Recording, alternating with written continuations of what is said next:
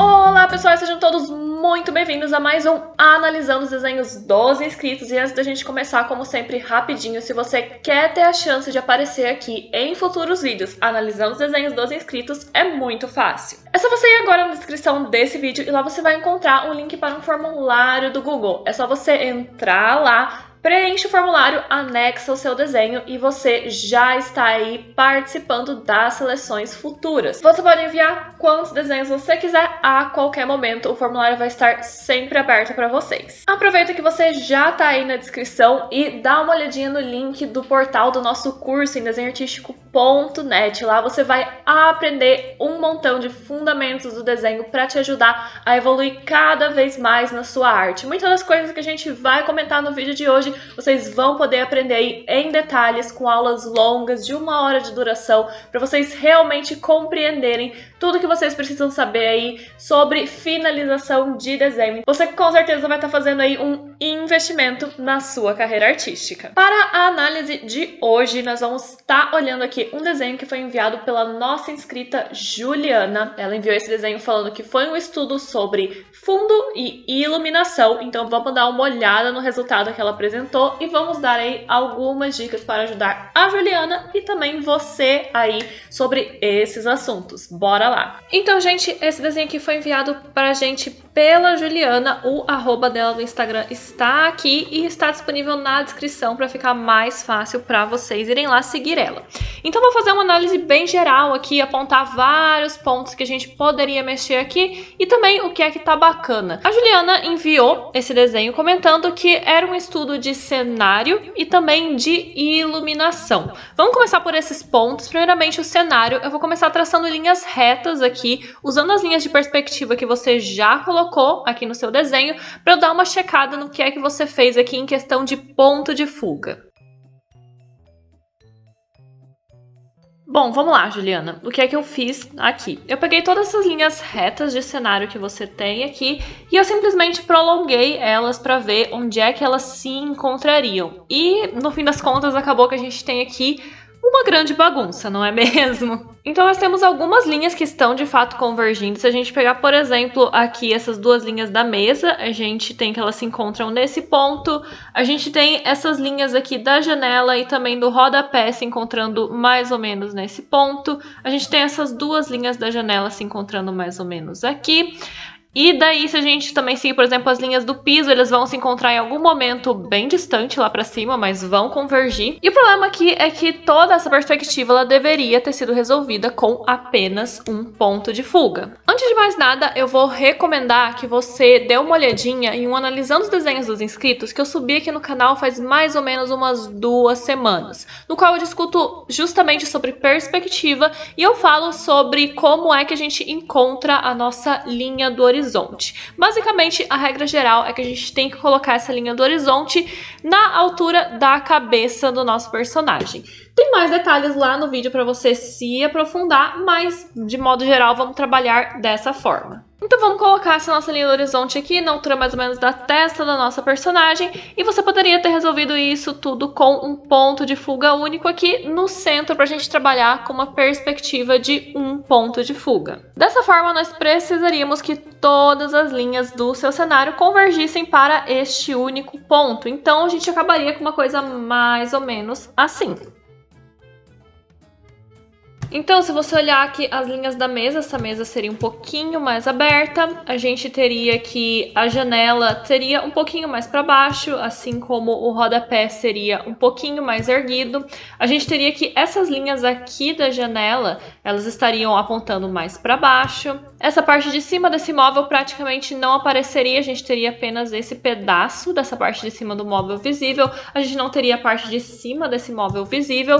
E aqui nessas linhas mais cor de rosa, eu coloquei aqui mais ou menos qual seria o sentido das tábuas do piso. Então também todas convergindo em direção ao nosso ponto de fuga, ao invés de ir para o lado oposto da nossa composição. Em resumo, Juliana, se você quer fazer um estudo de cenário, principalmente um cenário urbano, um cenário de interior, que a gente tem coisas muito geometrizadas, então uma mesa é um negócio bem retangular, uma janela é uma coisa bem geométrica, os pisos são um padrão geometrizado, você precisa estudar os fundamentos de perspectiva. Porque o cenário não é simplesmente você colocar um monte de coisas aleatórias, elas precisam parecer que elas estão no mesmo cenário. É claro que se eu fosse fazer uma grande aula de perspectiva para explicar tudo para vocês, não daria para fazer num único vídeo, aliás, renderia um curso inteirinho só sobre isso. Então, eu tô te dando essa dica aqui, mas você vai precisar correr atrás, se aprofundar. Tem muito material interessante sobre isso na internet. Eu vou inclusive tentar deixar para vocês na descrição do vídeo alguns vídeos, algumas coisas que vão poder aí te ajudar, tanto aqui do canal, tanto de outros lugares. Mas basicamente, o que eu percebo aqui, Juliana, é que você não tem absolutamente nenhum domínio de fundamentos de perspectiva. E se você quer aprender a desenhar cenários, isso é absolutamente imprescindível. O resumo do resumo eu já dei aqui. Basicamente, você vai traçar uma linha do horizonte na altura do cabeça do seu personagem, vai escolher um ponto e todas as suas linhas têm que convergir para esse ponto. Mas é claro que é muito mais complexo que isso, então você precisa correr atrás de se aprofundar. Próximo tópico seria a questão da luz e sombra. E aqui a gente já tá bem melhor resolvido, viu, Juliana, do que na questão da perspectiva. Então eu vou começar aqui dando uns elogios, umas coisas que você acertou bem. Então, o cabelo dela tá muito bem resolvido. Então, nós temos áreas de luz predominantemente do lado da nossa fonte de luz, sendo que a fonte de luz, obviamente, é a janela, né? E nós temos bastante áreas de sombra nos lados opostos.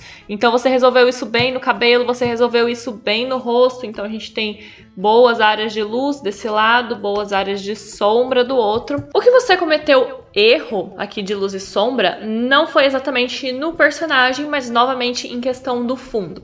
O que acontece aqui é que você tem muitos objetos que são objetos bastante planos, com planos bem longos. Então, por exemplo, se a gente pegar esse armário que a gente tem aqui atrás, nós temos esse plano aqui, que é o topo do armário, e nós temos este outro plano aqui, que é a parte, né, de baixo do armário, essa lateral que nós estamos vendo do armário.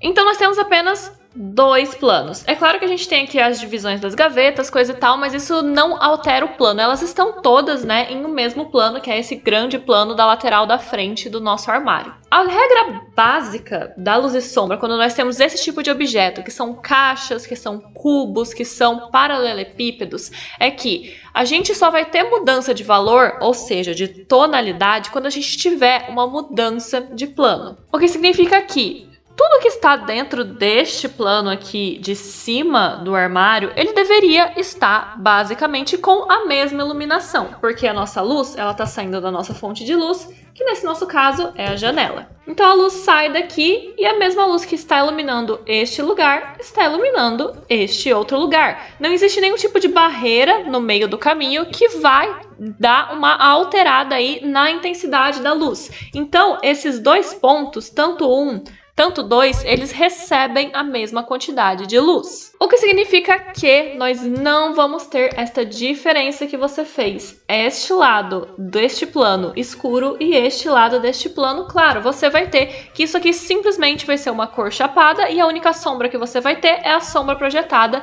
desse vasinho. Isso vai ficar mais ou menos assim.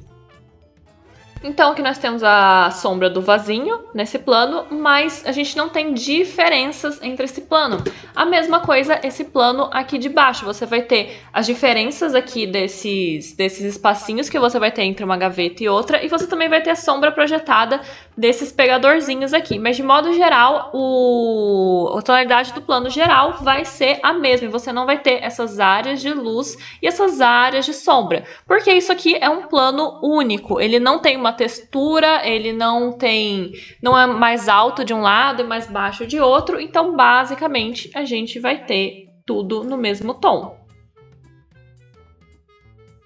Então as únicas áreas de sombra aqui seriam realmente embaixo desses pegadorzinhos, que é a sombra projetada do pegador no móvel. Então, a diferença que você vai ter aqui entre a área de luz e a área de sombra é quando a gente tem uma diferença de plano. Então, a gente tem um tom aqui, outro tom aqui, porque esses dois pontos estão em planos diferentes. Então, este ponto e este ponto estão no mesmo plano, então a gente não tem diferença de tonalidade. Eu vou aproveitar aqui e aplicar esse mesmo efeito rapidinho no restante das coisas, o chão, a mesa, o outro móvel aqui, só para você ver como é que você vai ter muito mais naturalidade dessa forma.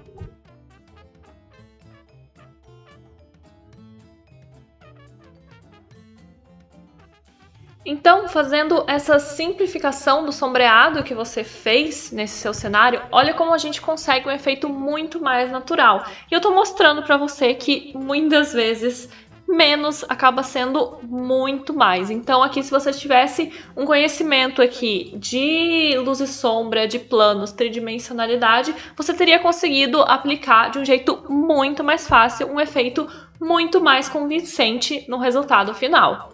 Então é isso, gente. Gostaria mais uma vez de deixar um agradecimento especial à Juliana, para você seguir ela nas redes sociais. Tá o link no Instagram na descrição desse vídeo, só ir lá para seguir ela. O vídeo de hoje ele acaba por aqui, mas eu espero todos vocês aqui nos próximos vídeos aqui do canal. Então, pessoal, um beijo e até!